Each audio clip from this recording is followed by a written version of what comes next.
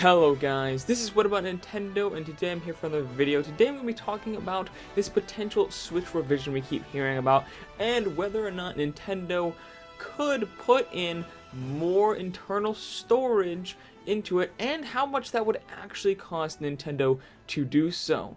Let's get right on into it.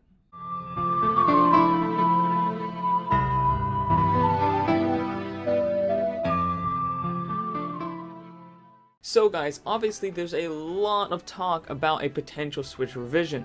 The Wall Street Journal reported themselves, a very reliable source, that there was going to be some sort of Switch revision coming out this year. Now, whether that would be something that they actually market, or if it's just kind of a behind-the-scenes fixing of things, we don't really know. But I do imagine in some point in the future, as we do with every Nintendo handheld, we're going to get some sort of Nintendo Switch upgrade, something where they sell with maybe a better screen or a bigger screen or more storage or more power or something. I mean, just look at the 3DS line. We got the 3DS, 3DS XL, the new 3DS, the new 3DS XL, the 2DS, the 2DS XL. It's like this for every handheld they have. Game Boy, Game Boy Color, Game Boy Advanced, Game Boy Micro, all kinds of different things for every handheld that they make. And the Switch is primarily a handheld, even though they kind of try to market it as a console. It's still, in most ways, it's a handheld that connects to your TV as well.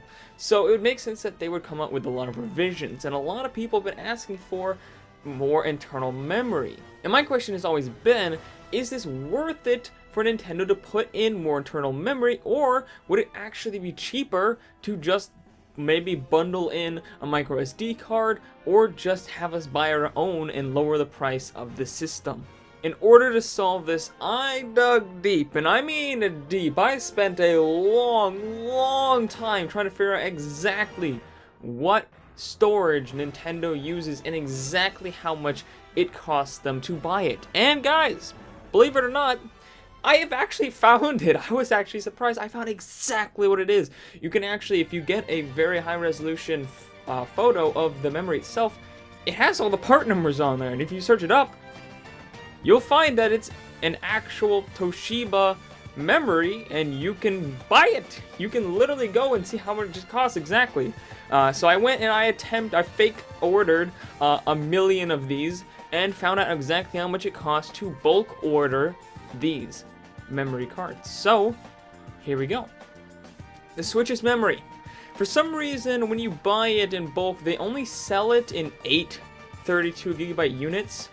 Separate units, but they sell them in packages of 8 for some reason. So for 8, it's $19. When you divide that by 8, you get $2.37 roughly.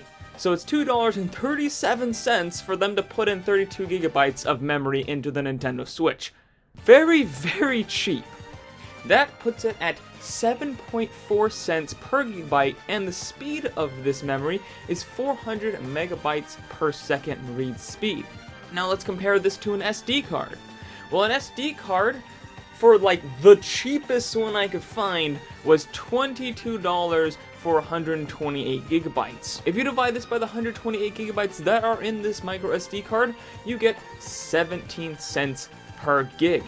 And this is one of the nicer ones, so it does come in at 100 megabytes per second, but that still is totally outclassed by the Switch's memory. So not only is the Switch's memory actually cheaper by a lot, it's actually 4 times faster than microSD cards as well. So, in my opinion, I think the choice is clear. I think Nintendo could very easily afford to put in maybe 64 or even 128 gigabytes of RAM into the Nintendo Switch without really raising the price at all, especially since I assume, since it's been a few years, a lot of these prices for their other things that they are putting in have gone down. In fact, the price for this memory itself probably has gone down since they last bought it. So it would make sense that they could come out with a 64 gigabyte or 128 gigabyte Switch without really raising the price at all. So in my opinion, if they do come out with a Switch revision, I think these numbers show that it would be worth it for Nintendo to sell a new version of the Nintendo Switch and add more storage as a main selling point for it. But yeah guys, that's just my opinion though, based on these numbers that I pulled from Toshiba's website.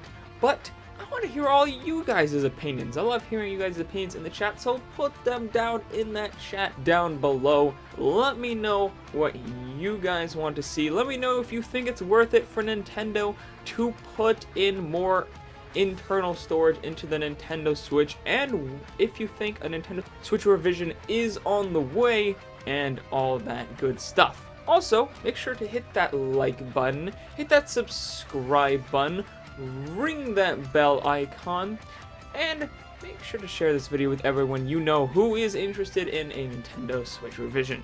I'll see all you awesome dudes later on Nintendo. Bye!